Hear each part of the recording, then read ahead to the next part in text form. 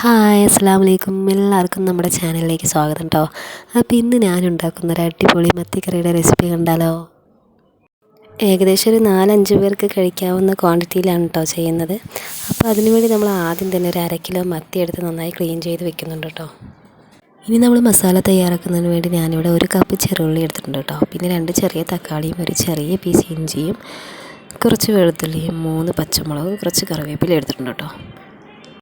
അപ്പോൾ നമ്മൾ ഈ ചെറുള്ളിയൊക്കെ ഒന്ന് ചതച്ച് തക്കാളി ജിഞ്ചർ ഗാർലിക് ഒന്ന് കട്ട് ചെയ്തെടുക്കാം കേട്ടോ.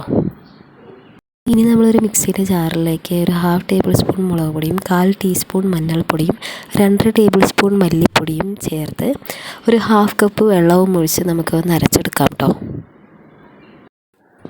ഇനി നമുക്കൊരു വലിയ ലെമൺ സൈസിൽ കുറച്ച് പുളിയെടുത്തൊരു പാത്രത്തിലേക്ക് ഇട്ട് അതിലേക്ക് ഒരു 1/2 കപ്പ് വെള്ളവും ഒഴിച്ച് കുതിർത്തെടുക്കാം. ഇപ്പോൾ നമ്മളിതാ കറി വെക്കാനുള്ള പാൻ അടുപ്പിലേക്ക് വെച്ചിട്ടുണ്ട് കേട്ടോ. ഇനി അതിലേക്കൊരു 3 ടേബിൾ സ്പൂൺ വെളിച്ചെണ്ണ ഒഴിച്ച് കൊടുത്ത് എണ്ണ ചൂടായി വരുന്ന ടൈമിൽ അതിലേക്ക് ഒരു ടീസ്പൂൺ ഉലുവ ചേർത്ത് കൊടുത്ത് ഒന്ന് വഴറ്റുന്നുണ്ട് കേട്ടോ. ഉലുവയുടെ നിറം മാറുന്ന ടൈമിൽ നമ്മൾ ചതച്ച് വെച്ചിരിക്കുന്ന ചെറുള്ളി ചേർത്ത് കൊടുക്കുന്നുണ്ട് കേട്ടോ. അപ്പോൾ നമുക്കിതിൻ്റെ ഒരു പച്ചമണം പോകുന്നവരെ നന്നായി ഒന്ന് വഴറ്റിയെടുക്കാം കേട്ടോ. ഇപ്പോൾ അത്യാവശ്യം ഉള്ളിയൊക്കെ നന്നായി വാടി നല്ല സോഫ്റ്റായി വന്നിട്ടുണ്ട് കേട്ടോ. ഈ ടൈമിൽ നമ്മൾ കട്ട് ചെയ്ത് വെച്ചിരിക്കുന്ന ജിഞ്ചർ ഗാർലിക് ചേർത്ത് കൊടുക്കുന്നുണ്ട് കേട്ടോ.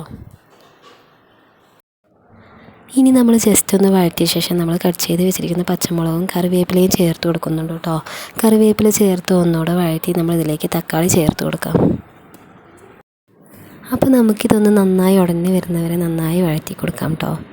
നന്നായി വഴറ്റി ഒന്ന് ഉടഞ്ഞ് വരുന്ന ടൈമിൽ നമ്മൾ അരച്ച് മാറ്റി വെച്ചിരിക്കുന്ന മുളക് പൊടി മഞ്ഞൾപ്പൊടി മല്ലിപ്പൊടി പേസ്റ്റ് ഉണ്ടല്ലോ അത് ചേർത്ത് കൊടുക്കാം കേട്ടോ.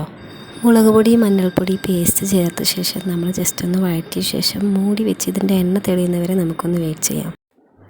അപ്പോൾ നമ്മളിതാ മൂടി വെച്ച് ലോ ഫ്ലെയിമിൽ 1 മിനിറ്റ് വെച്ച ശേഷം നമ്മളിതിലേക്ക് പുളി ഒഴിച്ച് കൊടുക്കാം കേട്ടോ. നമ്മൾ കുതിർത്ത് വെച്ചിരിക്കുന്ന പുളി ഉണ്ടല്ലോ അത് ഒഴിച്ച് കൊടുക്കാവുന്നതാണ്. ഇനി നമ്മളിതിലേക്ക് 3 കപ്പ് വെള്ളവും ഒഴിച്ച് 1 ടേബിൾ സ്പൂൺ ഉപ്പും ചേർത്ത് അടച്ച് വെച്ച് തിളച്ച് വറ്റുന്നവരെ നമുക്ക് വെയിറ്റ് ചെയ്യാം. അപ്പോൾ ഇതാ നന്നായി തിളച്ചൊന്ന് വറ്റി വന്നിട്ടുണ്ട് കേട്ടോ. ഈ ടൈമിലാണ് കേട്ടോ നമ്മൾ മീൻ ചേർത്ത് കൊടുക്കുന്നത്. നമ്മളിവിടെ കഴുകി വൃത്തിയാക്കി വെച്ചിരിക്കുന്ന 1/2 കിലോ മത്തിയാണല്ലോ അതിവിടെ ചേർത്ത് കൊടുക്കുന്നുണ്ട് കേട്ടോ. മത്തി ചേർത്ത് ഒന്ന് തിളച്ച് വന്ന ശേഷം നമുക്ക് ഫ്ലെയിം ഓഫ് ചെയ്യാവുന്നതാണ്. അപ്പോൾ ഞാനിവിടെ മത്തിയാണ് കേട്ടോ ചേർക്കുന്നത്. നിങ്ങളുടെ കയ്യിൽ ഏത് മീനുണ്ടെങ്കിലും പകരം ചേർക്കാവുന്നതാണ്. അപ്പോൾ ഇത് നന്നായി തിളച്ച് വന്നിട്ടുണ്ട് കേട്ടോ. അപ്പോൾ മീനൊക്കെ നന്നായി കുക്കായിട്ടുണ്ട്. ഈ ടൈമിൽ നമുക്ക് ഫ്ലെയിം ഓഫ് ചെയ്യാവുന്നതാണ്. മീൻ ചേർത്ത ശേഷം ഒരുപാട് സമയം വേവിക്കരുത് കേട്ടോ. നന്നായി ഒന്ന് തിള വന്നു കഴിഞ്ഞാൽ നമുക്ക് ഫ്ലെയിം ഓഫ് ചെയ്യാവുന്നതാണ്. അപ്പോൾ ഇത്രയേ ഉള്ളൂ. വളരെ ടേസ്റ്റിയായ മീൻ കറി ഇവിടെ റെഡി ആയിട്ടുണ്ട്. അപ്പോൾ എല്ലാവർക്കും ഇഷ്ടമാവുമെന്ന് വിചാരിക്കുന്നു. അപ്പോൾ എല്ലാവരും ട്രൈ ചെയ്ത് ഫീഡ്ബാക്ക് അറിയിക്കണേ. അപ്പോൾ വീണ്ടും നല്ലൊരു റെസിപ്പിയുമായി കാണുന്നത് വരെ ബായ്.